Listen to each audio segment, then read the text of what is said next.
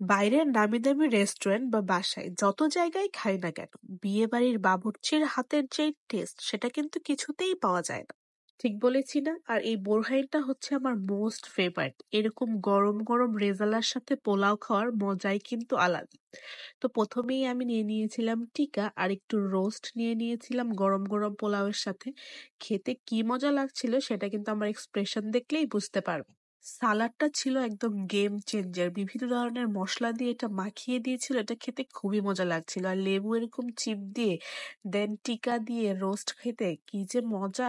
আপনাদের বিয়েবাড়ির most favourite item কোনটা? কমেন্ট করে জানাবেন। পোলাও আর রোস্টের সাথে এরকম কাঁচামরিচ কামড় দিয়ে খেতে কিন্তু অনেক মজা। এটাও আপনারা ট্রাই করতে পারেন। আর শীতের দিনে বিয়েবাড়ির এই খাবারগুলা খাওয়ার মজাই কিন্তু আলাদা।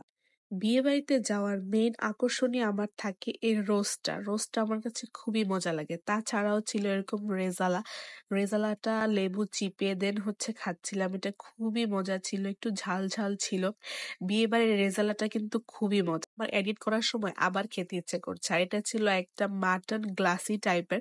এটাও খুবই সফট ছিল।